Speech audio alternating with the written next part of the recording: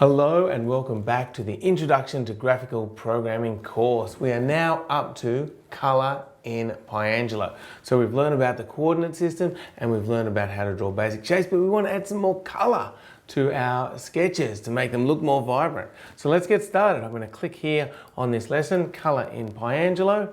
And as always, we've got the video, which you're probably watching now, and you can code right away while you're watching the video. So remember, get involved, actually do the coding exercises. Pause the video, do some coding, watch more of the video. It's the best way to learn.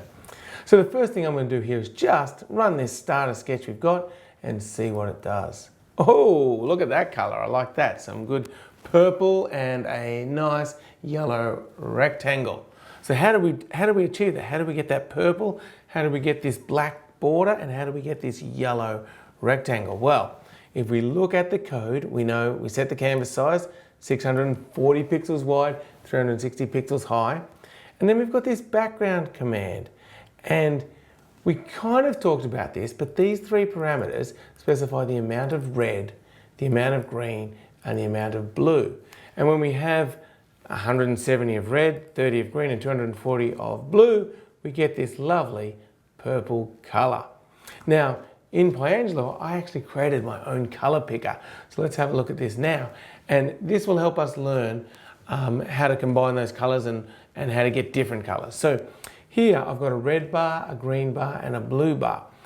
And I can specify the amount to show. And that amount can range from 0, which means show none of that. So if I have 0 for the red, it means don't show any red. The maximum I can have is 255. So here I've got full red, I've also got full green and full blue. And so when I do that, up in this square, we can see what color that generates, and that generates white. And I think that's pretty intuitive. We've got full of every color, then we get a white color. Now, what do you think would happen if we had 0 of every color? Well, here over on this tab, I've got these bars all set to 0, and it shows you that we get a black color, which again is intuitive. We've got no red, no green, and no blue. It's going to be a black. And then I think the next one's going to be obvious too. Full red, no green, no blue, we get a red color. Full green, no red and no blue, we get a green color. And of course, full blue, but no red, no green, we get a blue color. And if I turn the blue down to half, I get a darker shade of blue, and then a really dark shade of blue. And the higher up I go, a lighter blue. All right, here's another interesting color, full red and full green. That gives us a yellow. And if I go full red and then sort of half green, I get this orange color. And then one last thing I want to talk about is how to get a gray. If I go all the same, or all roughly the same, I get a gray. Now in the middle here, I get kind of a middle gray. If I go less, so less red, less green, less blue, then here you can see it's a really dark gray. And that makes sense because we're going closer to that 0, 0, 0, which is black. And so as we get closer to full white, 255, 255, 255, we get a lighter gray. So if I go here around 200 for each of these, then you see we get a much lighter gray. So we call that grayscale. Awesome. So now you know how to do that. Let's just go through this program once more. So the background command here, that sets the purple background, 170, 30, and 240. If we check that out in our color picker, 170 was around here. What was it? 170, 30, and then 240. So 30 is down here, and then 240 is way up here. And there you see we've got like that purple color. Awesome. Next up, we set the stroke weight to 10. So that sets the border of our shape to be 10 pixels wide. So if I change this to like 5, and you should experiment around with this code, you'll see that border is now much thinner. Let me put it back to 10 for the example. Then we call the stroke function. Now this stroke sets the color of this border. So at the moment that's set to black, but if I wanted to set it to say red, I would go 255, full red, no green, no blue. And now this border will be red. And then the fill color, that sets the inside of the shape. So here we've got this nice yellow. If I were to change the blue component to 0, then this is going to be close to an orangey color from memory. Oh, it's a yellow, sorry, a yellow. Yeah, and orange was if I halved this to like 127, wasn't it? Then I get that orange color. Cool. Now, another important thing to remember is that these commands, the stroke weight, stroke, and fill, apply for any subsequent calls. So if I was to draw another rectangle here, and I think I like the stroke being black, I think that looked better. But if I was to draw another rectangle here, say 150 across, and let's go 100 high, and I'll also make it 200 wide, 100 up, then this rectangle here also gets the same colors. So I don't have to call these again unless I want to change the color. So if I wanted this color here to be a different one, a different color, then I could do it. So say I wanted it to be blue, 00255, then now it would change. Cool. All right, now before I get you to do your challenge, one last thing I want to throw in here, and this is the transparency of a color.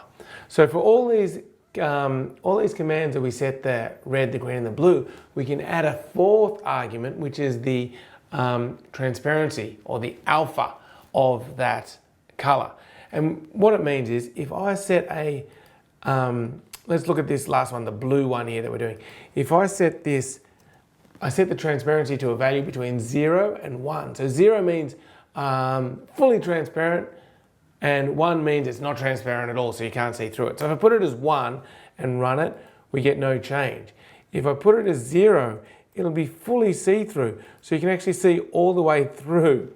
And then, of course, if I put it to 0.5, then it's sort of half transparent. I can kind of see through it.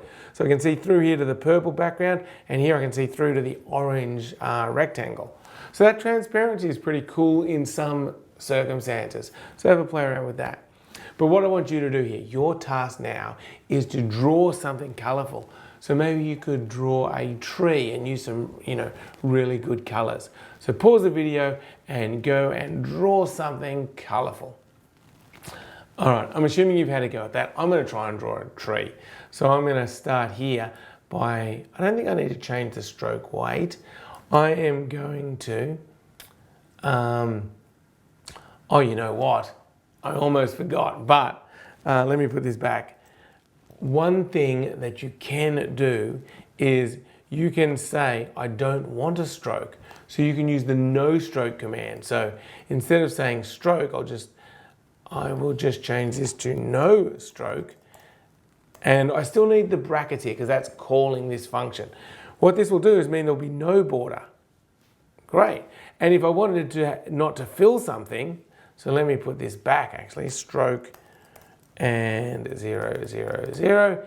If I wanted to do, say just this first one, the orange rectangle, I didn't want to fill it, I could say no fill.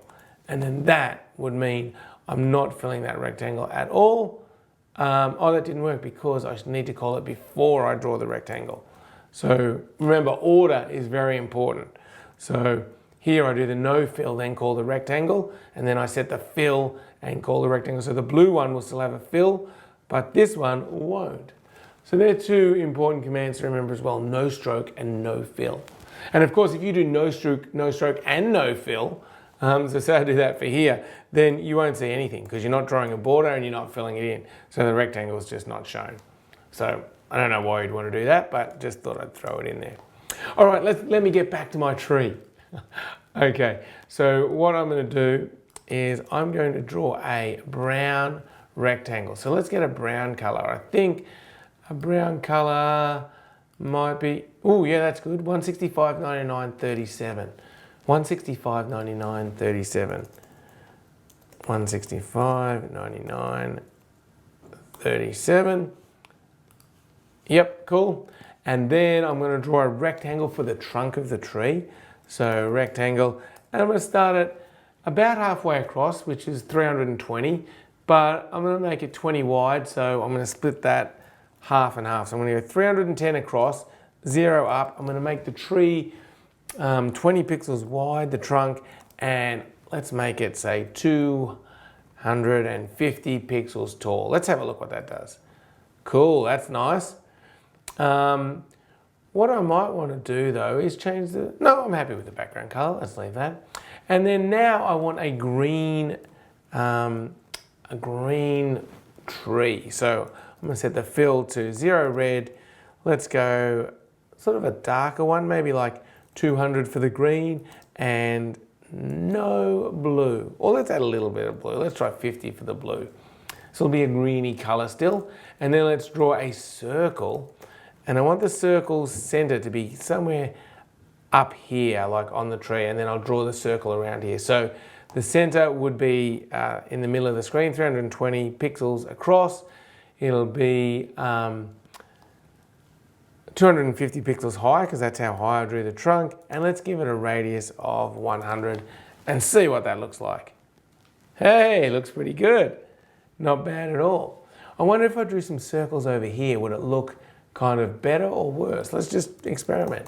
So circle, let's go 280 across, 200 high, and a radius of 75. And let's do the same on the other side. So we went 40 pixels less than the center, so let's go 40 pixels to the right of the center, so 360. Same sort of height and same sort of radius. I'm not sure. And then these trees, maybe I don't want them to have a border. So for the green part, I could say no stroke. Don't draw that border. Hey, yeah, now that's starting to look quite good, isn't it? That is looking like a tree. Quite like that. Awesome. All right, well, show me what you can do. Leave a comment what you think of this lesson, and I will see you in the next video. Thanks for watching.